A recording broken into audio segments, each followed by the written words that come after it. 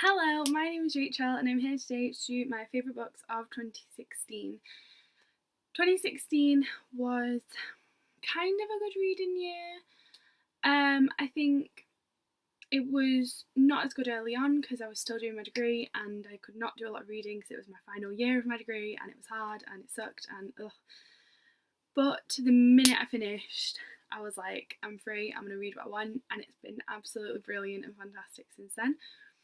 So I've picked 8 books, technically 11, but it's 8 because they kind of, a lot of them tie together, and I wouldn't put them in on their own. They're in because they're in a group or whatever. So yeah, 8 slots to show you, and I'm going to kind of do it in, like, I'm going to do the graphic novels and illustrated and stuff like that, and then do the fiction books. And I'm not sure on my favourite book of the year. It's between like a series and a book on its own that I read really recently, so I'm kind of unsure as to whether it will stand the test of time as being one of my favourites because I did read it in the last month, so that's why I'm kind of unsure about that. But yeah, let's crack on. So the first things that I absolutely adored reading in 2016 have been the Harry Potter illustrated guides. The first one and the second one I've read this year.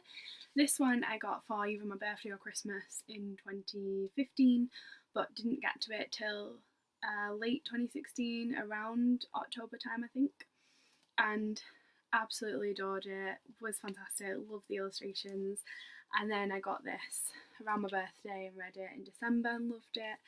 And it just adds this whole new dimension to Harry Potter, and it's a book that you never thought could get any better, and it does. It's just, they're absolutely beautiful and fantastic, and they were both obviously 5 stars. I mean, I know Harry Potter's 5 stars already, but maybe if we could give it an extra star just to show how great these illustrations really are.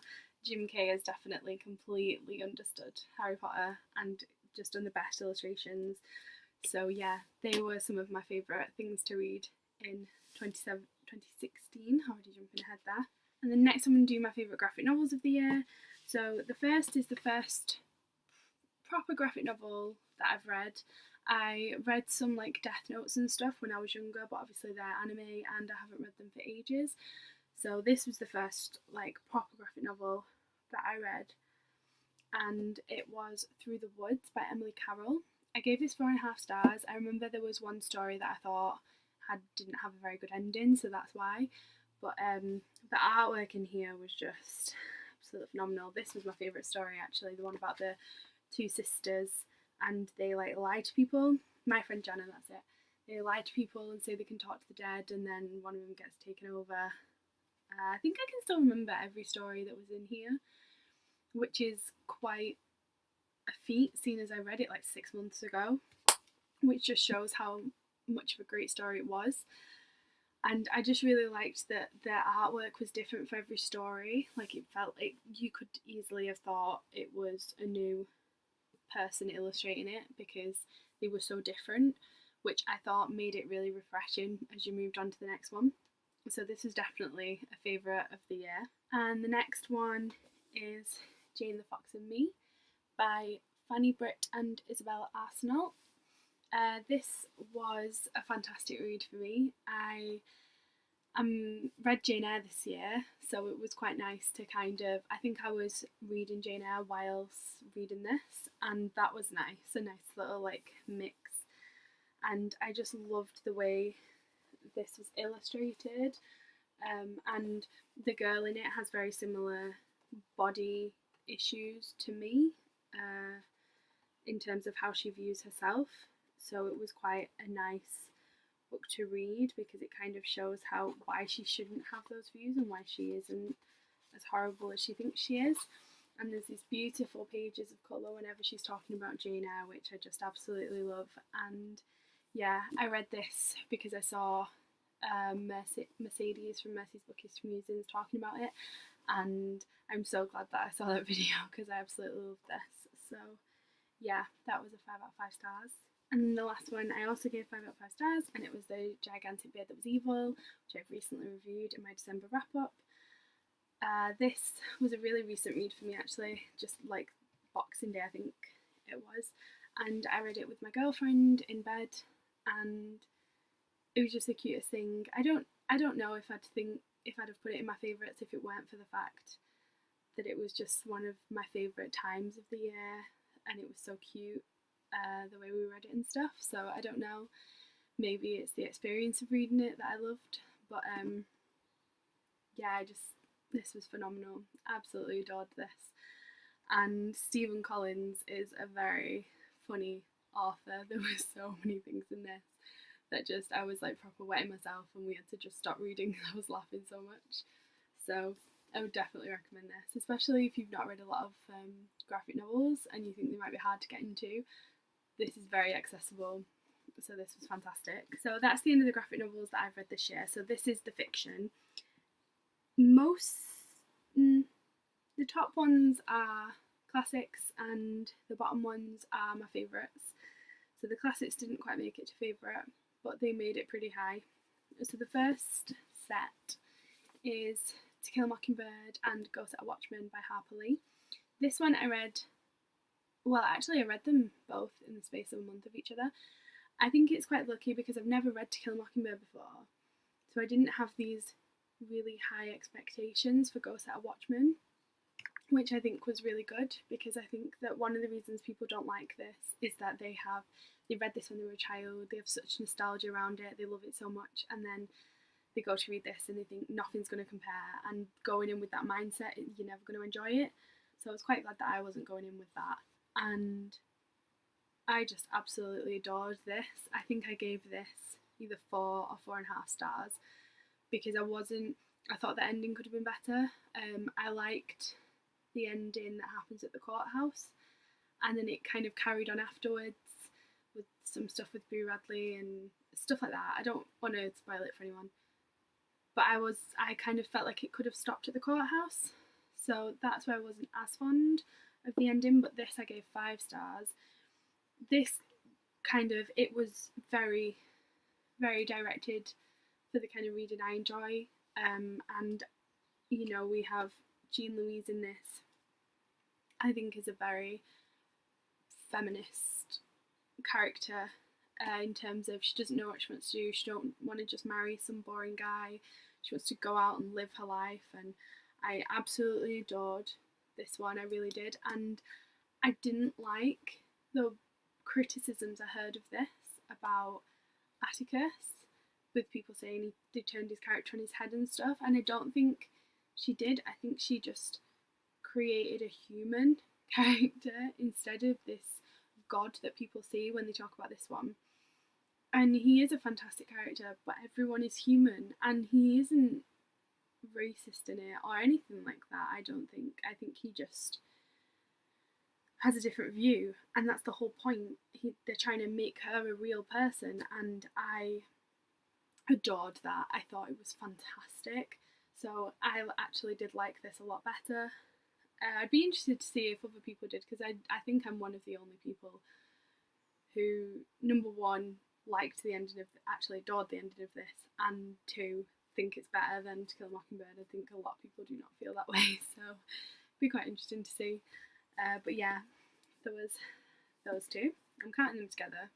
The next one I read for the banned bookathon, and it was The Colour Purple by Alice Walker, and I absolutely adored this. It was so fantastic. I was expecting something really, really sad. I watched the film when I was really, really young. Like, I think I must have been like 7 or 8, I remember. And I remember it being really, really sad. And I remember there being some dancing in a bar, but I don't remember anything else. And so the things I remembered were really, really sad, but they were all the stuff that happens in like the first 50 pages was the stuff I could remember from the film. So I was really happy about that. And I just absolutely adored it. I thought it was going to be so sad, and in fact the ending was so happy. I thought it was so fantastic. It was one of the best, most happiest endings I've ever read. And I loved that obviously people talk about it the way they talk about To Kill a Mockingbird, in that it's this great thing showing how horrible racism is and all that sort of stuff, and it does that, it massively does that, but it also tackles issues to do with feminism, to do with homosexuality and the treatment of homosexuality, and it targets so many different things, and it doesn't feel like that Alice Walker has just shoved them all in to try and like, oh, we'll tackle them all at once. It's done so brilliantly, and yeah, this was 5 stars. This was absolutely fantastic. I would recommend this to anyone. And if you are a bit scared of older literature, go for this one. It's very easy to read. It's all set out in letters, and some of the letters are ridiculously short, so you actually end up reading it really, really quickly. So yeah, this was fantastic. And then these are the two that I'm kind of caught between. I feel like I will make my decision based on the last one, which I have said in so many videos that I'm pissed off that I haven't read. And I really want to read it, and I can't because now I've given it my girlfriend, because I basically got my dad hooked on the series and he's read them all. I got my best friend the first one for Christmas, for her birthday, because I wanted to make her read it. I made one of my friends from uni buy it, and she loved the first one. I don't think she's read the others yet. And recently I made my girlfriend read it. She came to see me, she forgot to bring a book. She was like, can I have a book home for the train? And I was like, there's only one book I'm giving you, because I'm going to make you read it. And she adored it. She borrowed the second one straight away, and then she was like, please can I borrow the third one, please, please, please. And yeah, basically made me give it a, so I can't read it now, which is annoying. But I think I've kind of been putting it off because so much happens in these books that I don't want to have forgotten anything. So I think I'm going to reread either the first and the second, or just the second, I'm not sure, and then read the third one. So obviously the series is Pierce Brown's Red Rising trilogy, because I've raved about it all year. So these are the two that I have read, and then my girlfriend's got the other one and I haven't read that yet. So I will be reading that this year, early, hopefully. But I think I might end up rereading these two because I loved them so much, and both 5 stars. The next one I'm giving 5 stars, I've not even read it yet. It's got it, like, I just know. I'm obsessed with this. And at first I was telling myself that I was like putting it off because I was wanting to prolong it because I love it so much, but now Pierce Brown has said that there's going to be another trilogy within this universe with the same characters. I think it's called Iron Gold or something. So I'm just like, okay, that's fantastic, that's amazing. I'm going to be ready. I'm going to read up and I'm going to be ready for that series. So yeah, Red Rising is just one of my favourite things of the entire year. And I want to say it's my favourite, I really do. But the last final book I have to show you nags in the back of my mind. So I just can't decide between them. And it is Grief is the Thing with Feathers by Max Porter. Like I said, this was a late read for me. I've only read it in December, and so I can't really say for sure, because it might just be that because I've only just read it, it's still sitting strong with me, but I don't think it is. I think I do just absolutely adore it. This is just, oh my god, it's one of the most beautiful books I've ever read. It's like prose, like diary entry, like poetry. Oh my god, it's got everything, and I just, oh, it was so phenomenal. I'm so glad that I read this book. It's lightly based around Ted Hughes' Crow. So the crow comes to look after this father and his 2 little boys because their mother and wife have recently died. And yeah, he comes to look after them, and it's just amazing. It's just, the writing of this is so fantastically beautiful, and obviously gave this 5 stars, and it will be one of my favourite books for quite a while. So yeah, it's definitely my favourite books of the year are between this trilogy and Grief is the Thing with Feathers. And it's weird because these could not be further away from each other. They are complete polar opposites in terms of what happens and in terms of the genres, and just, yeah, complete opposites, but I've loved both of them, so these are definitely my favourites of the year. So yes, They are my favourite books of 2016, and I'm quite glad actually, because I think I've got a good mix. Like, I've got some classics, I've got, well, these are the only quite new books, to be honest. Oh no, and this one, but this is more literary, this is more science fiction-y, fantasy-y, dystopian-y, everything. And then some graphic novels, so I'm glad. I think there's a good mix going on. I hope you enjoyed watching, and I hope I managed to convince you to pick up some of these books, because they are absolutely fantastic.